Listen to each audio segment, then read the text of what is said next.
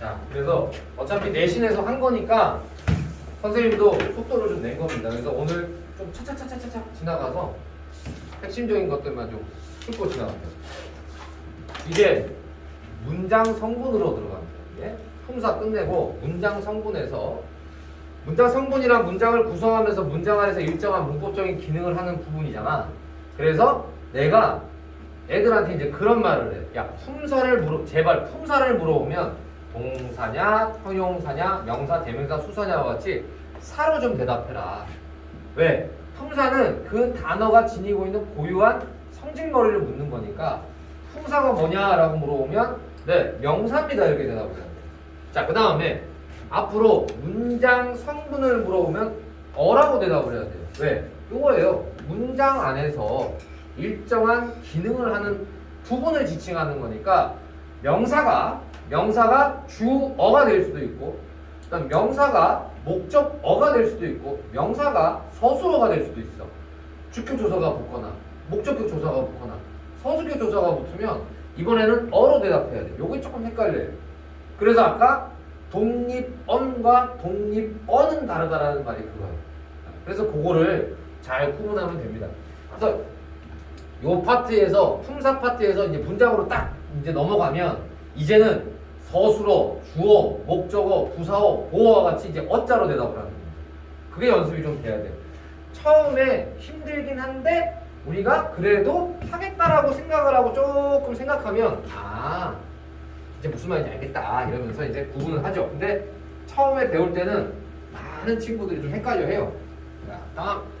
그래서 제발 물어보면 다른 얘기 하지 말자라는 거죠. 그래서 이제 문장 성분에는 전부 다 어자가 붙어요. 주어, 목적어, 보어, 서술어가 붙는 거야. 요 네 가지는 전부 다 주성분이라고 하죠. 왜?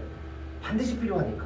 이때 주어와 목적어와 보어와 서술어를 결정하려는 얘입니다. 얘.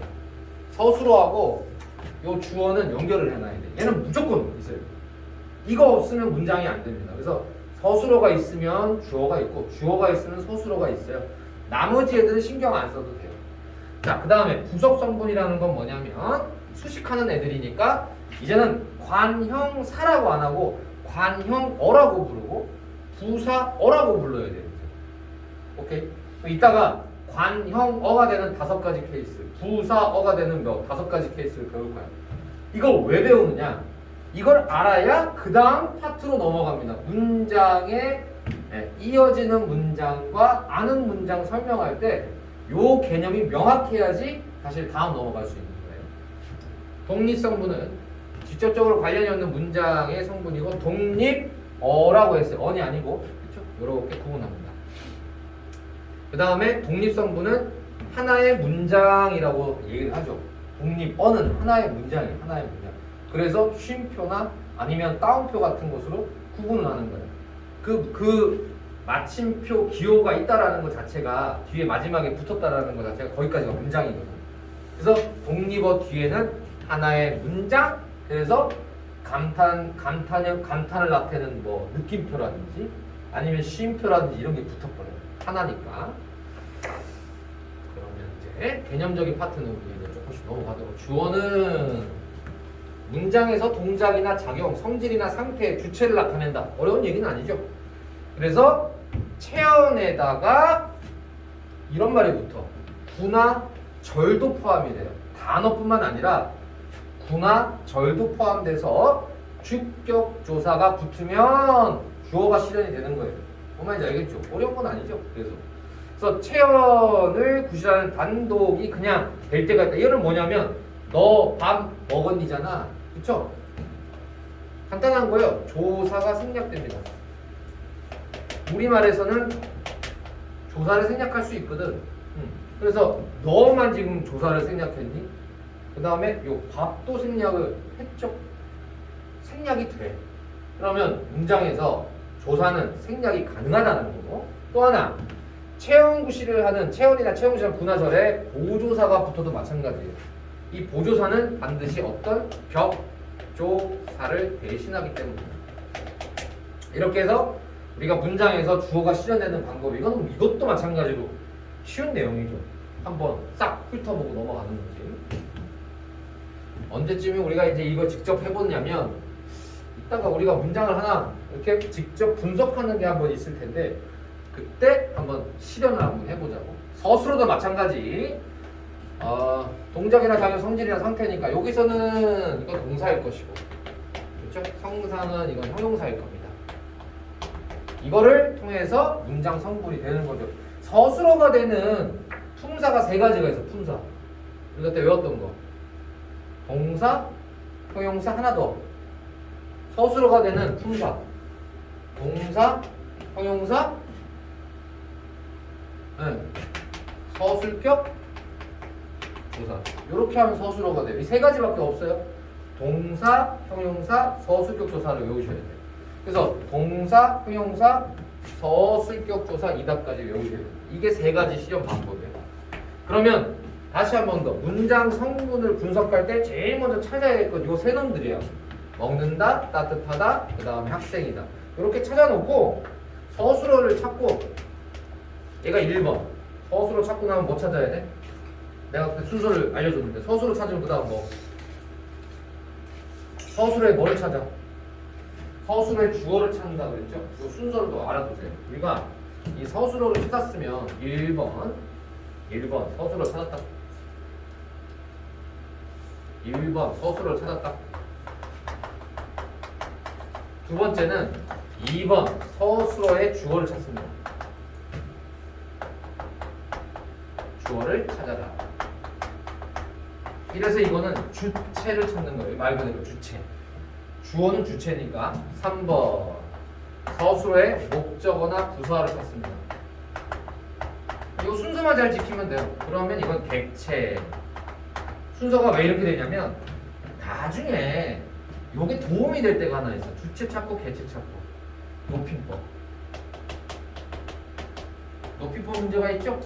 요 높임법 문제도 선생님 높임법 문제가 발화와 담화 과정에서 나오는데 그것 좀 어려워요 하는 친구들이 있어. 그때 내가 무슨 얘기를 하냐면, 야 선생님이 그때 뭘 연습시켰냐, 문장 성분 분석할 때 항상 서술을 찾고 주어 찾으라고 그랬지. 왜 그랬냐? 주체 높임 할 때 써먹을 수 있어요. 오케이? 그 다음에 높임법 중에 객체 높임이 있어요. 이 객체 높임이 뭔지를 그냥 저절로 공부를 하려면, 저절로 익히려면 서술어 찾고 주어 찾고 그 다음에 목적어와 부사어 찾으면 저절로 해결이 됩니다. 그러면 주체 높임과 객체 높임을 한꺼번에 해결할 수 있어요. 다시 우리가 품사나 형태소 문제는 결국 문장 성분으로 귀결된다고 했죠. 모든 목적지는 문장 성분이에요. 문장 성분. 그럼 문장 성분 분석을 할 때 순서를 정해서 서술어부터 먼저 써요. 동사, 형용사, 서술격, 조사 이다 찾고, 다음에 해당하는 놈들의 주어를 찾고, 주어 찾고 나서 그 다음에 목적어나 부사어 찾으면 높임법 문제가 그냥 해결이 돼요. 주체 높임, 객체 높임이 그냥 해결이 된다는 거지. 그래서 순서를 반드시 지킬 필요가 있다. 나중에 편해. 나중에. 지금은 의미를 우리가 잘 모르지만 요 방식 파워풀합니다. 자, 그러면 이따가 우리가 실제 문장들을 한번 해석하면서 문장 성분 분석을 한번 실제 해본다 이런 얘기죠. 그러려면 이제 이런 얘기들을 빠르게 휙휙 정리하고 넘어가죠. 다음 서술어 자릿수 문제. 요건 좀 암기가 필요하죠. 어떤 부분에 암기가 필요하냐면 서술어가 필수적으로 요구하는 문장 성분의 개수가 있어. 자, 근데 여기서 한 자리는 외울 필요가 없어. 왜 한 자리는 외울 필요 없냐면 주어니까. 주어가 없는 서술어는 없으니까 한 자리는 외울 필요가 없어요. 그럼 외워요. 반드시 주어가 필요한 거거든. 그러니까 그녀는 예쁘다, 비가 내린다 같은 경우 외울 필요가 없죠. 그럼 어디서부터가 이제 주의사항이냐면 얘부터. 두 자리 서술어는 암기가 필요하죠. 이제 두 자리는 뭐냐? 주어가 반드시 들어가고 목적어이거나 보어이거나 부사어가 필수적으로 요구될 때를 두 자리라고 해요. 주어, 목적어, 아니면 주어, 보어, 아니면 주어, 부사어가 필수적으로 요구되는 거예요. 그래서 먹는다 아까 얘기했지만 목적어가 반드시 들어가면 뭐라고 그랬지? 무슨 동사? 목적어를 반드시 취하는 동사? 타동사. 자, 일단 타동사는 몇 개? 두 자리 서술어. 타동사는 기본적으로 두 자리가 될 수가 없어. 할 수밖에 없어. 주어 위에 목적어가 반드시 와야 됩니다. 자동사 말고. 그 다음에 물이 얼음이 되다잖아요. 이 되다 아니다는 앞에 오는 놈이 보어잖아. 얘도 필수예요. 얘는 없으면 안 돼. 되다 아니다 앞에는 보호가 반드시 와야 돼. 그래서 물이 얼음이 되다. 다음에 나오는 게 이 적합하다야. 적합하다. 이 적합하다라고 하는 건 주어가 이 일은이라는 주어가 있어요. 요 주어가 적합한 거야. 그래. 일은 적합하다. 누구에게? 무엇에게? 라고 하는 앞에 필수적, 이거는 이제 필수적 부사어지.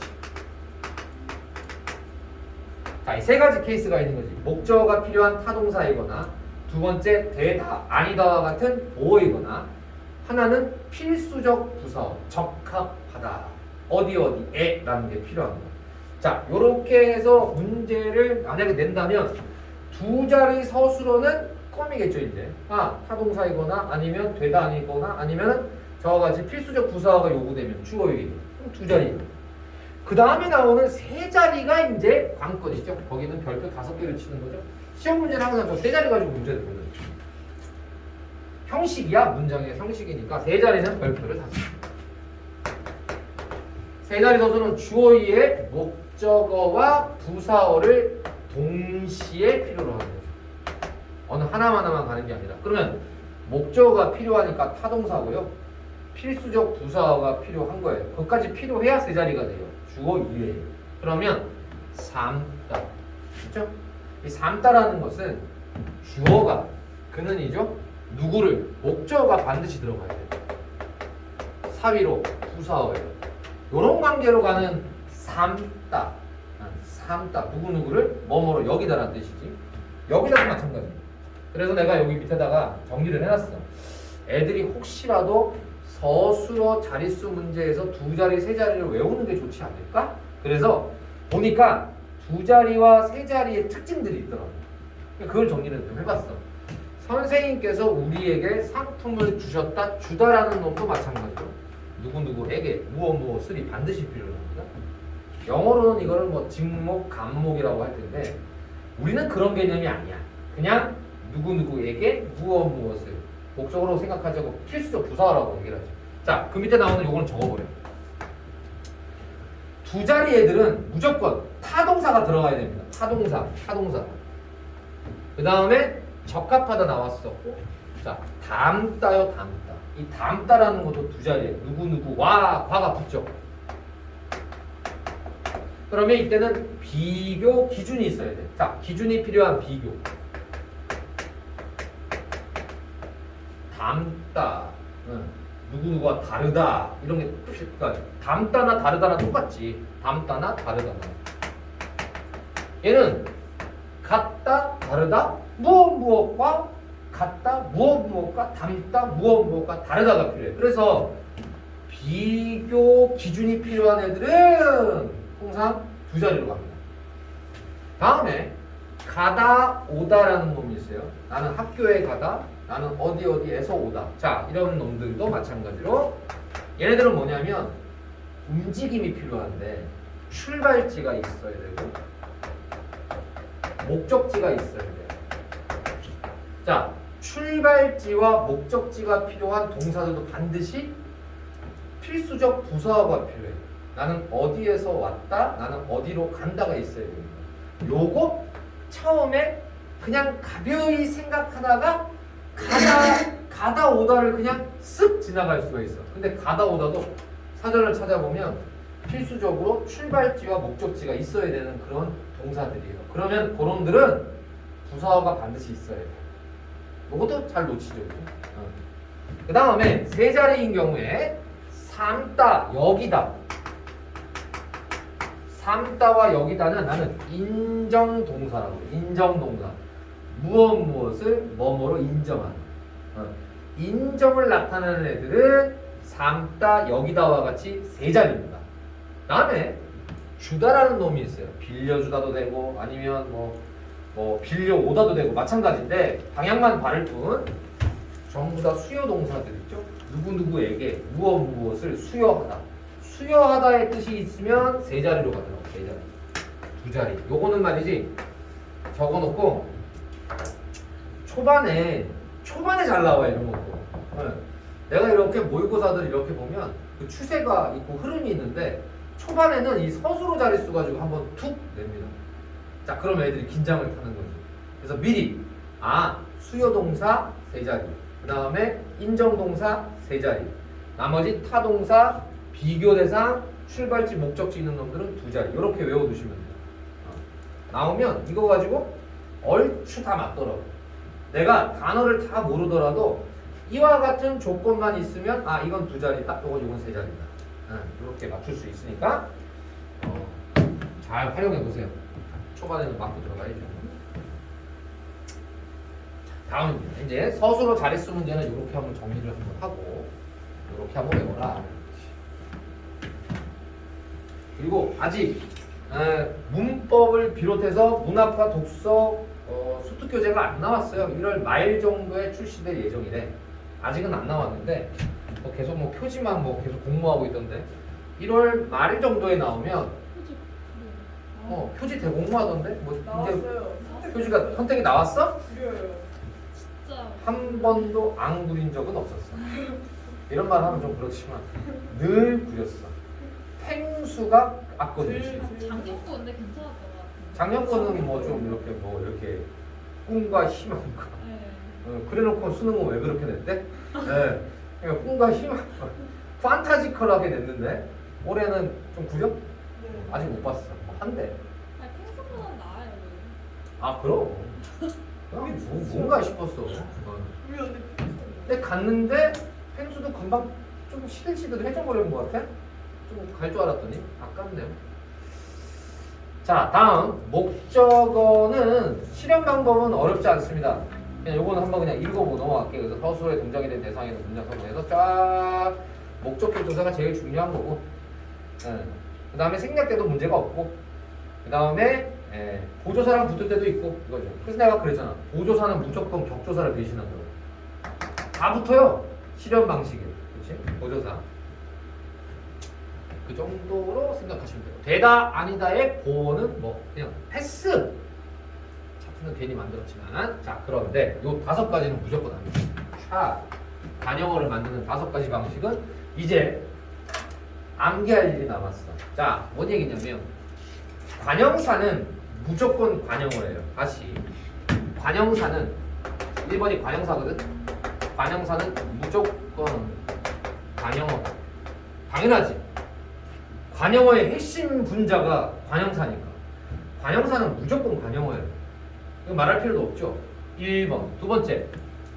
관형격 조사 의가 쓰일 때 두 번째 실현 방법입니다. 체언에 관형격 조사가 붙으면 당연히 다음에 나오는 체언을 수식하게 돼 있어요. 이거는 관형어의 가장 기본 관형격 조사 의. 다음 체언 단독이 있어요. 이것도 재밌지. 우리하고 집이야. 대명사죠? 명사죠. 앞에 있는 놈이 바로 뒤에 놈을 수식하게 돼. 근데 뭐가 생략됐니? 체언 단독이라는 말에 요거 집어넣으면 간단하게 끝나. 그냥 관형격 조사 의 생략인 거야. 그냥 체언 단독이라는 것은 나는 애들한테 뭐라고 얘기하냐면 야, 명사 플러스 명사는 무조건 앞에 명사가 관형어야 이렇게 얘기를 해요. 당연하죠. 근데 여기에 그냥 관형격 조사가 생략된 거야. 관형격 조사가 생략된 경우야라는 거죠. 다른 얘기 아닙니다. 그래서 첫 번째가 뭐냐? 관형사는 무조건 관형어다. 두 번째는 뭐냐? 관형격 조사 의가 쓰면 무조건 관형어다. 세 번째는 뭐냐? 체언 단독은 그냥 관형격 조사 의를 생략한 거다. 이렇게 배우는 거고. 나머지가 것이죠. 요거. 용언의 관형사용. 동그라미 치죠. 그럼 관형사용 전서어미가 붙으면 다 이걸로 가는데, 자, 이때 외워줘야 될 거는 이거지. 관형사용 전성어미 몇 개? 7개를 외우시면 돼요. 관형사용 전성어미가 쓰이면 7개다. 은, 니은, 을, 릴. 선생님이 이거 얘기하면서 항상 하는 말. 야, 을을 제발 좀 전성어미하고 목적격 조사하고 좀 구분 좀 해줄래 이거야. 오늘도 수업하다가 분명히 문장 성분 분석하는데 을만 나오면 무조건 관형사용 전성어미라고 하는데 얘들은 그게 아니야. 어미는 누구랑 붙는다고? 자, 의존 형태에서 어미는 누구랑 반드시 결합해야 돼? 어간 다음에 나오는 건 무조건 어미야. 그럼 체형 다음에 나오는 을르는 뭐야? 걔는 그냥 목적격 조사야. 얘가 아직도 용언하고 체형을 구분을 못 하신 거지. 웃겨 정말. 내가 그거 찍어가지고 내가 이게 딱 항상 갖고 다니고 싶어. 무시무기하네. 졸리면서 그냥 성분 분석하는 숙제를 하는데 을르면 나오면 무조건 관형소설이 아니다잉. 어간 어미다잉. 자, 그러나 은는 니은던 을를 니을을 외우셔야 돼요. 그러면 누나가 빨간 구두를 신었다 할 때 용언의 관형사형 전서원이 빨갛다에다가 니은을 붙여버렸거든. 그쵸? 빨갛다에 니은이 오면 티읕이 사라집니다. 그래서 얘는 티읕 불규칙이 되는 건데 아무튼 요 니은이 붙어서 관형사형 전서원이 됩니다. 그러면 여기서 중요한 거. 야, 누나가 빨간 구두를 신었다에 서술어는 몇 개냐 이렇게 물어봐요. 자, 연습 한번 해볼까? 누나가 빨간 구두를 신었다. 서술어가 몇 개야? 아니, 서술어를 찾아봐. 동사 있죠? 형용사 있죠? 서술어 몇 개? 2개입니다. 그럼 주어가 몇 개인 거야? 2개예요. 누가 신었어요? 누나가 신었어요. 뭐가 빨개요? 구두가 빨개요. 이게 문장 성분 분석입니다. 제일 먼저는 서술어를 찾아라. 그러면 어떤 애가 나한테 싹 와가지고 물어봐. 선생님, 요 4번의 케이스와 5번의 케이스는 같은 얘기죠? 맞아. 이렇게 얘기합니다. 관형사형 전성어미가 쓰면 거기가 관형절이 돼요. 근데 이 절이라고 얘기를 할 때는 뭐가 이제 들어가냐면 이처럼 내가 살던 이 부분. 내가 살던, 살다의 주어가 내가가 되고 있었다의 주어가 호수가 되고 작다의 주어가 뭐죠? 그래, 호수가 작은 거야. 그죠? 그럼 얘는 어떤 식의 구조가 되냐면 서술어를 먼저 찾아서 내가 살았다. 어디에서? 지금 이게 문장 성분 분석인 거야. 내가 살았대. 자, 살다, 가다, 오다와 같은 애들은 반드시 목적지, 출발지, 장소가 있어야 되죠? 어디서 살았죠? 그 동네에서 살았어요. 그죠? 내가 그 동네에서 살았어요. 두 번째, 호수가 작은 거죠? 그 다음에 호수가 있었던 거예요. 이렇게 해서 3가지가 들어갑니다. 그러면 요 작다는 데다가는 왜 밑줄이 안 그어져 있냐 이 말이에요. 여기도 그어야지. 그냥 우리가 설명하기 쉽게 내가 살던만 나왔을 뿐이지 작은이라는 놈은 용언의 관형사형이거든. 어떻게 찾냐고? 지금처럼 찾는 거야. 제일 먼저는 샅샅이 훑어. 샅샅이 훑어서 동사, 형용사, 서술격, 조사 다 찾아. 다 찾아. 다 찾아가지고 그 다음에 주어 연결해. 누가 살았어? 내가 살았어. 뭐가 작아? 호수가 작았어. 자, 뭐가 있었어? 호수가 있었어. 이런 식으로 먼저 주어, 서술어, 주어, 서술어, 주어, 서술어 연습을 바싹 꿰야 돼요. 이걸 바싹 꿰고 나면 그 다음부터 우리가 이어진 문장, 그 다음에 아는 문장 쉽게 넘어갈 수 있습니다. 아시겠죠? 오케이. 그 다음에 이제 5가지가 있으니까 첫 번째, 관형사는 무조건 관형어다. 두 번째, 체언의 관형격 조사가 붙어도 관형어다. 그 다음에 체언 단독으로 관형격 조사가 생략된 채로 관형어가 될 수 있다.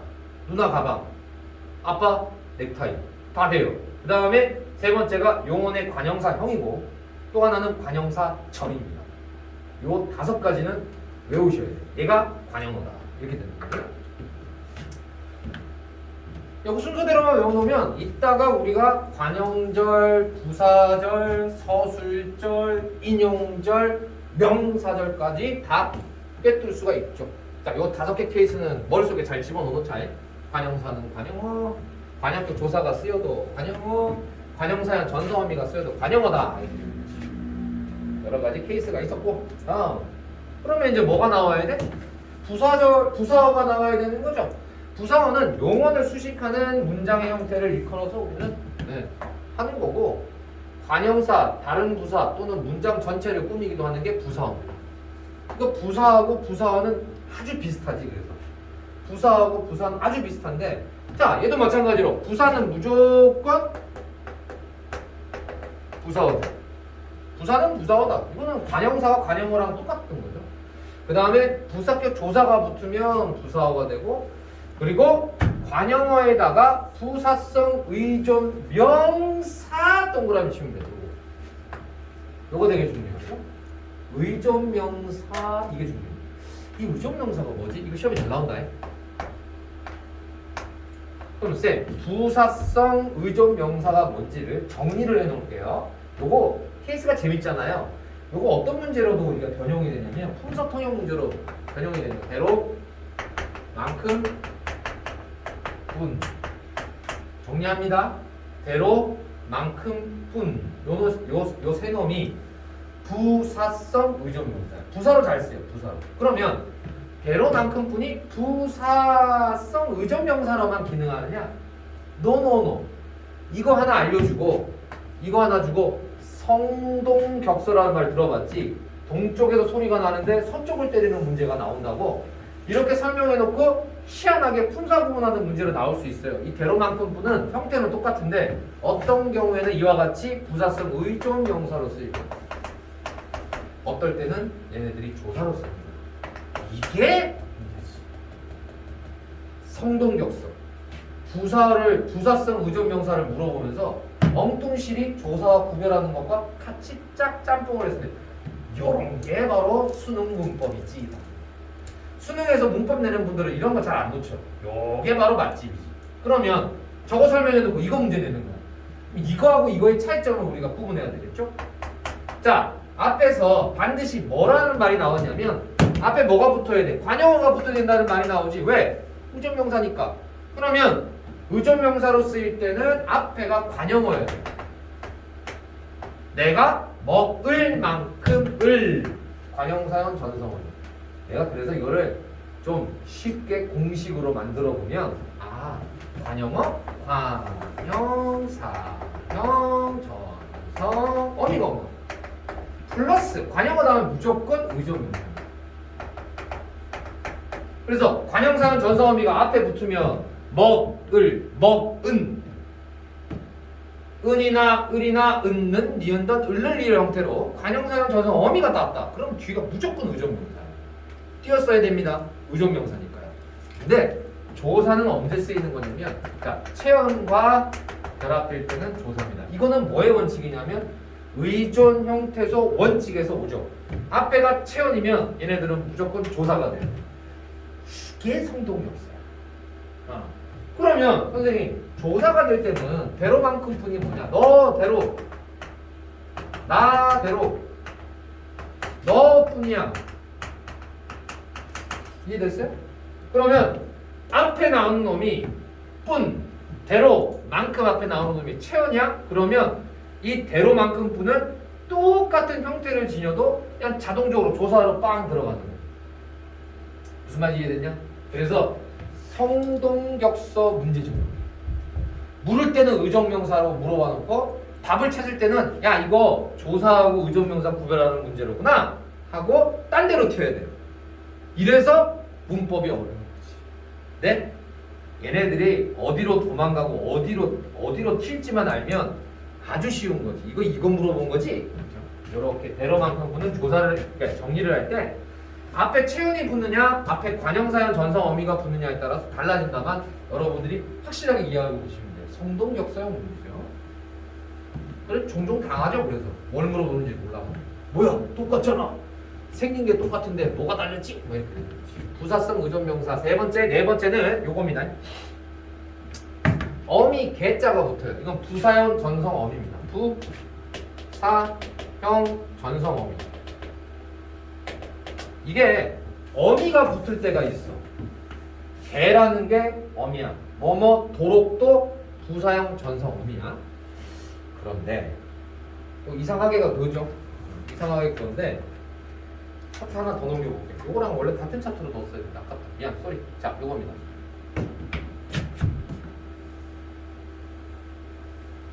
부사절을 만들어요. 이때 이 개가 붙는데 요거 이도 들어가죠. 체언 단독으로 부사격 조사가 생략되는 경우까지 얘가 다 얘기를 했네. 부사파생 전미사 이가 빠졌는데 부사파생 전미사 이가 있어. 부사파생 전미사 요건 별도로 한번 적어보자. 부사파생 전미사가 있어. 요게 이야. 그 다음에 부사형 전성어민이 있어. 요거는 개야. 그래서 이게 도록을 외우는데 사실은 좀 다르다라는 거예요. 그걸 설명하려고 그래. 이가 붙으면 부사파생 전미사라고 해요. 그래서 아마 내신 때 아마 이 얘기 나왔을 것 같은데 빨리 하고 빠르게가 품사가 달라. 빨리는 얘는 부사예요. 빠르게는 뭔지 알아 혹시? 얘는 품사가 뭐야? 이게 문장 성분이 아니라 품사를 물어보니까 뭐로 끝내야 돼? 사로 끝내야 되잖아. 빠르게는 품사가 뭐야? 지금 내가 이 단서를 보여준 거야. 얘는 부사로 바꿔주는 거야. 완전히. 얘는 어미니까 품사를 유지해야 돼. 그래서 빠르게는 절대로 부사라고 답을 하면 안 돼. 부사 아니야. 뭐야? 형용사야. 이래서 문법에서 한 번 뒤어요. 근데 이거는 솔직히 수능에서 이가 파생 접사냐 아니면 걔가 전성어미냐 구분하는 문제는 안 나와. 그쵸? 근데 어찌됐건 간에 부사든 아니면 형용사의 부사 형태든 똑같이 얘네들이 다 부사어로 쓰인다라는 건 핵심이지. 둘 다 부사어는 맞아. 품사는 다르지만.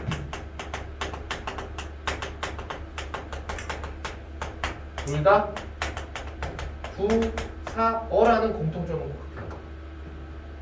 그래서 이게 이제 선생님 아까 이제 농담 삼아 얘기했지만 문법을 빡세게 내는 행위는 자 이런 거 가지고 부사어긴 한데 품사가 다르다 이렇게 이제 물어보는 거지. 부사는 반드시 다 부사어고 부사형 전성어미 개가 붙어도 부사어입니다. 그러나 품사는 다르다. 그래서 빨리 달린다와 빠르게 달린다는 어찌 보면 다른 영역이 될 수 있죠. 부사어지만. 자 그러면 관형, 그러니까 우리 관형어 부사어까지 한번 살펴봤고 재밌죠 이런 거는. 이게 문장 성분하고 이게 짬뽕이 돼버리면 이것도 뭐 어떻게 틀지 모르는 거죠. 독립어는 독립어인가 구분해야 된다고 그랬고 요거죠. 실현 방법 감탄사는 무조건 독립어죠. 그런데 폭격조사 동그라미 치시고 제시어도 동그라미 치고 체험 단독으로도 우리는 기본적으로 독립어이 아니라 독립어가 될 수 있어요. 다 나뉘어요. 감탄사, 폭격조사, 가영화, 그 다음에 청춘 나뉘고 체험단독, 형 이런 거 전부 다 독립어입니다. 특징은 뭐냐? 뒤에다 이렇게 표시가 있죠. 아까 얘기했잖아. 그래서 얘는 독립적으로 쓰일 수 있다라는 거예요. 그러면 이 부분에서 조사가 붙은 이것 때문에 그러니까 여기가 독립 폭격 조사가 붙으면 얘는 독립어는 되지만 독립어는 돼요. 독립어는 되는데 뭐는 안 되냐면 독립어는 안 되는 거예요. 구분하라는 거예요.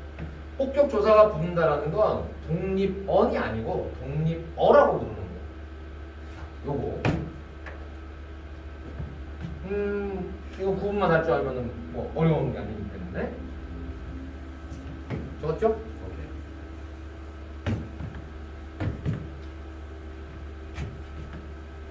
자 이제 실제로 한번 문장을 한번. 근데 여기 쓰이는 것들 이제 구분하는 건데 나는 이제 이거를 이제 문장 성분이니까 한번 비교를 한번 해볼 필요가 있다. 그래서 한번 차트로 올려봤어. 닮다라는 데다 일단 동그라미 쳐야 돼요. 서술어잖아요. 그렇죠? 주어 찾아야 됩니다. 그녀는 누구와? 엄마와. 이게 비교 부사격이에요. 그래서 여기에서 비교 부사격에서 빼버리면 자, 요 표시는 항상 문법이 아닐 때 비문법적일 때 쓰는 표현이거든. 네. 그러면 그냥 닮았다 가지고는 문장이 성립이 안 된다는 거야. 비교 부사격 엄마와가 반드시 필요한 거죠. 대상이. 자, 그 다음에 안 먹었다를 안을 앞으로 빼면은 이상하다는 뜻일 것이고 아빠가 용돈을 아이에게 주다라는 놈은 동그라미 치면 아빠가 누구에게 아이에게 무엇을 용돈을 이렇게 목적어와 필수적 부사어가 필요하죠. 그래서 여기도 필수적 부사어를 빼면 말이 안 된다는 뜻이야. 그래서 담다 몇 자리? 2자리. 자, 주다 몇 자리? 3자리.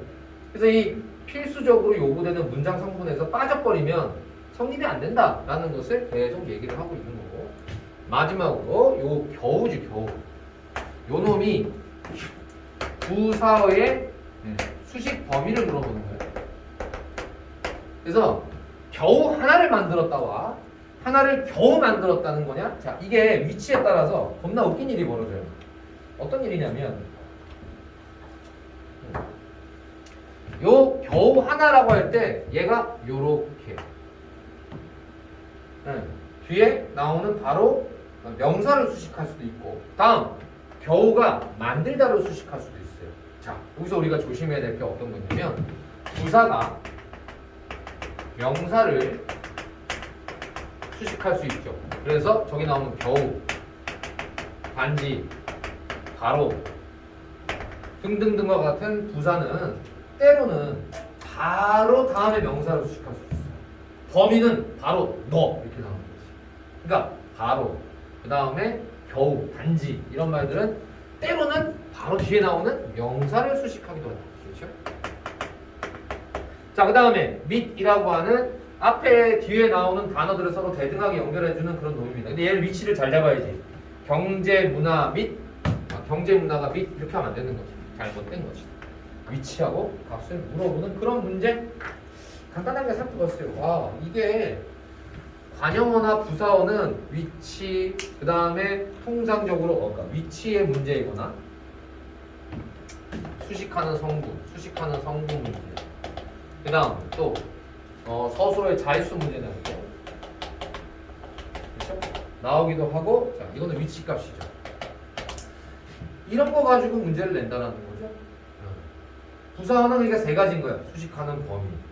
위치가 자유롭긴 하지만 부자연스러운 놈들도 있고 서술어 자릿수는 무조건 나옵니다. 이거는. 이거는 꼭 살펴보셔야 되죠. 아, 이게 부사의 기본 문제 패턴이구나. 저렇게 되는구나. 알겠다. 그 다음에 성분부사와 문장부사어에 대한 얘기. 아까 살짝통 얘기를 했어요. 성분부사어는 문장의 특정 성분만을 수식하는 거고 문장부사어는 문장 전체를 수식하는 거라. 그 선생님이 교재는 있지만 앞에서 이미 설명한 거라서 요 경우에는 뭐라고? 요 경우에는 우리가 화자의 심리가 들어가는 거예요. 이것만 잘 기억하시면 돼요. 그래서 다른 거랑 헷갈릴 수 있거든. 근데 제발, 다행히, 과연 이런 말들은 말하는 사람의 심리를 드러내버려요. 제발 공부 좀 열심히 해라. 애원하는 거지?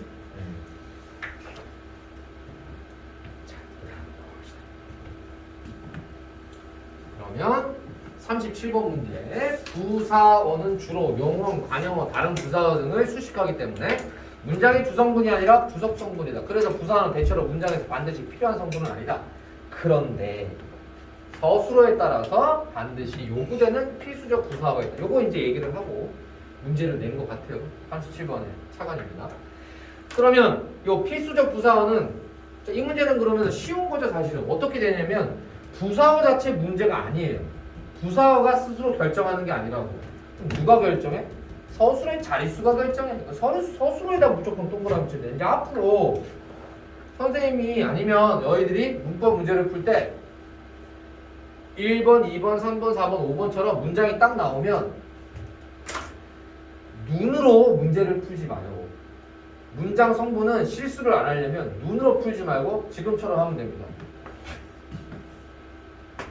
이렇게 찾으면 되고, 그 다음에 날고 있다는 본용은 보조용언이거든요. 그러면 누가? 비행 높이 납니다. 무척이나 높이 납니다. 무척이나는 높이를 꾸미겠지. 높이는 날고 있다를 꾸미겠죠. 자, 그 다음에 사위로 삼다라는 게 나왔어요. 삼다 동그라미 치면 누가? 왕은 주. 그러면 이 삼다 같은 경우에는 인정 동사잖아요. 그렇죠? 인정 동사는 누구누구를. 근데 용감한도 있네? 누가 용감한 거죠? 기사가 용감해요. 목적어가 필요하고 그 다음에 필수적 부사어가 들어가요. 사위로. 왜? 인정 동사니까. 그래서 돈을 착착착 나누면 됩니다. 용감하다 누가? 기사가 용감하다. 자, 삼다 누가? 왕이 누구를? 기사를 뭐로? 사위로. 착착착 가시는 거예요. 그래서 주어 찾고 목적어 찾고 부사어 찾으면 끝나는 거예요.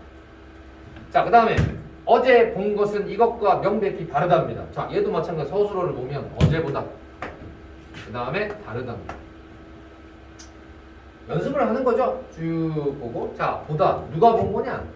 내가. 생략됐네요. 내가 어제 본 거죠. 아니면 우리가 어제 본 거가 됐든지. 자, 내가 어제 본 것입니다. 자, 본 이랬으니까 얘는 관형사형 전서음이 쓰는 거예요. 자, 관형사형 전서음이 본이 쓰였고 그러면 관형어가 돼버렸죠. 그럼 관형어 다음에 나오는 것은 뭐가 되느냐? 의존 명사가 됩니다. 이렇게 되고요.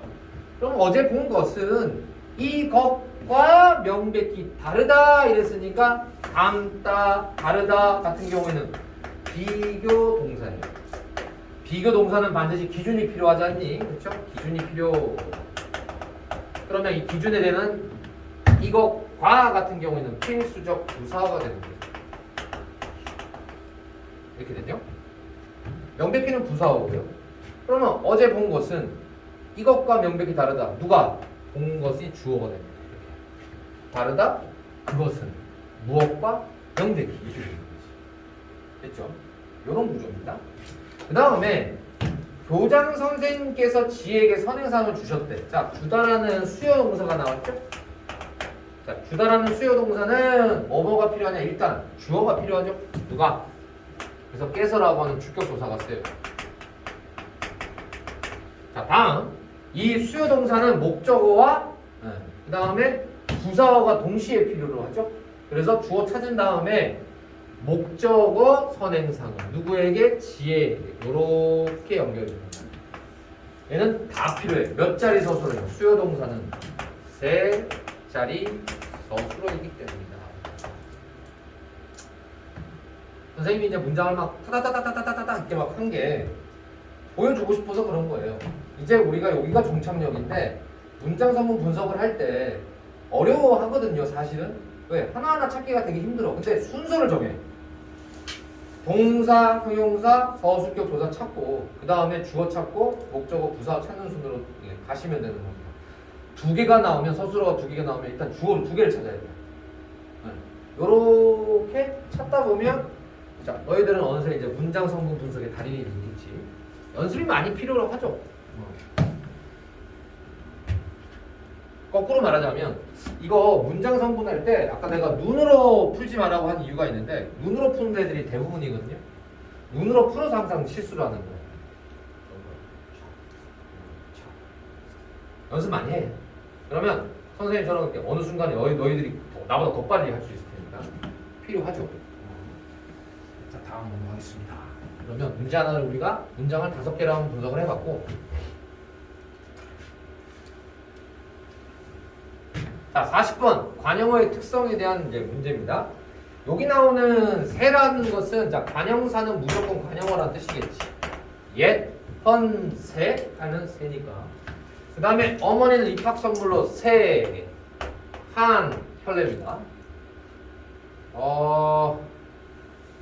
이상한 좀 말이긴 하네. 아까 우리가 지수성 얘기를 했으니까 지수성이라고 써요. 지시, 수, 성입니다. 수가 앞에 있고 성이 앞에 가 있으니까 이게 수가 한이고 성이 세거든. 근데 성수가 돼버렸지. 좀 이상하죠. 그래서 자, 그 다음에 느낀 대로 말해라 했으면 이 대로가 아까 내가 뭐라고 그랬지? 얘가 앞에 요거가 있으면 용언의 어간에 관형사형 전성어미 니은이 붙어버리면 앞에가 뭐가 되냐면 관형어가 돼요. 이 관형어가 되면 얘는 무조건 의존명사가 돼요. 그렇죠? 두 번째, 우리는 지나가는 사람을 붙잡고 길을 물어보았다. 자, 지나가는이 붙었으니까 얘도 마찬가지로 관형사형 전성어미 붙었구나.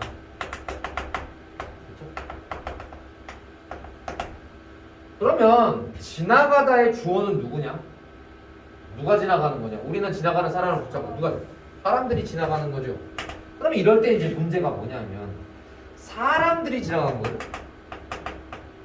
그럼 이 사람들하고 뒤에 나오는 사람하고 같은 사람이지. 사람이 지나가는 거지. 같죠?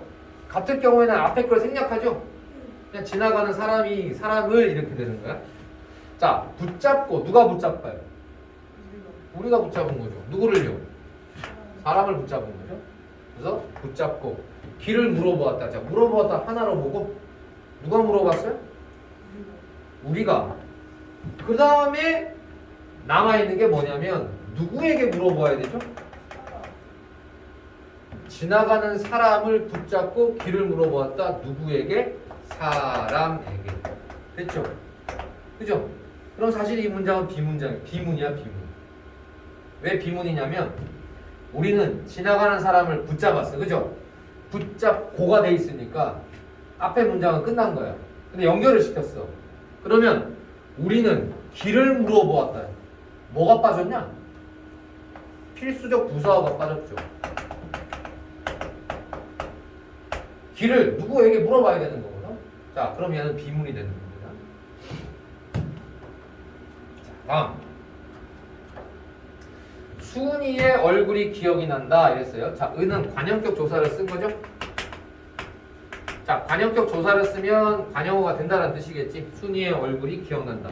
근데 의를 생략하고 체언과 체언이 맞붙어도 관형어가 되죠. 조사를 생략할 수 있으니까. 다음 요건데 요거는 하면 별표로 한번 쳐볼까? 여기가 이제 우리가 동격의 관형절이라는 거예요. 보통은 저렇게 관형절이 형성이 될 때 어떤 성분이 빠져야 돼. 근데 얘는 안 빠졌어. 안 빠지고 어떤 관계가 나오냐면 거기다 이꼬르라고 쓰시면 돼요.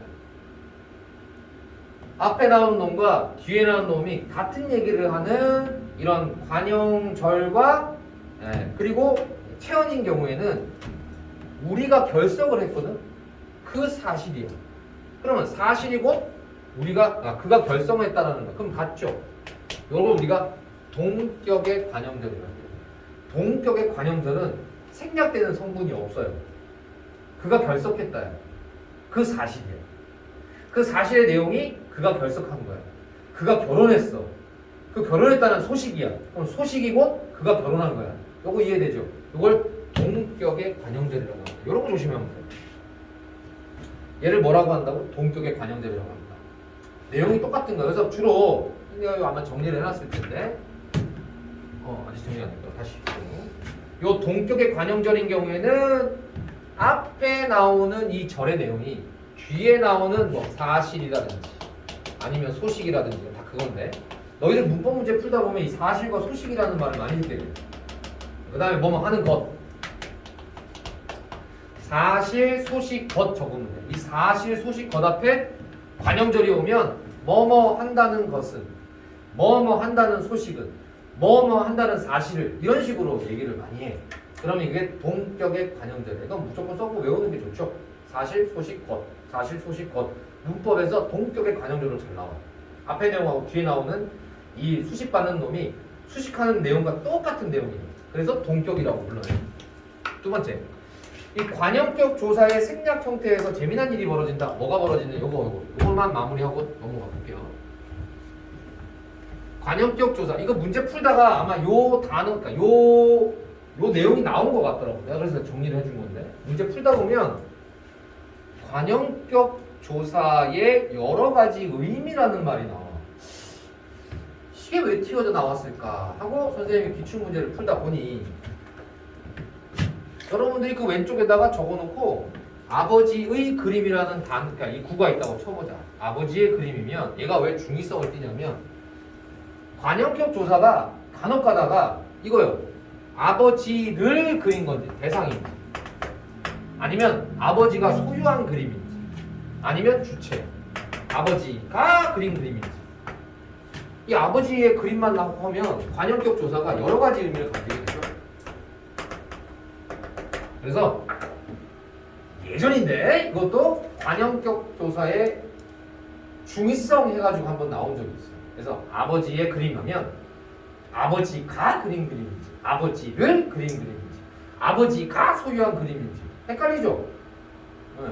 그래서 저런 경우는 중의성의 문장이 된다는 그러한 이야기까지 선생님이 첨가를 해드릴게요. 아마 문제 풀다가 분명히 선지에서 봤을 거야. 선생님도 풀다가 보니까 야 친구들이 이게 뭔 말인지 모를 수도 있겠다 해가지고 아버지의 그림이라는 것으로 중의성을 표현될 수 있답니다.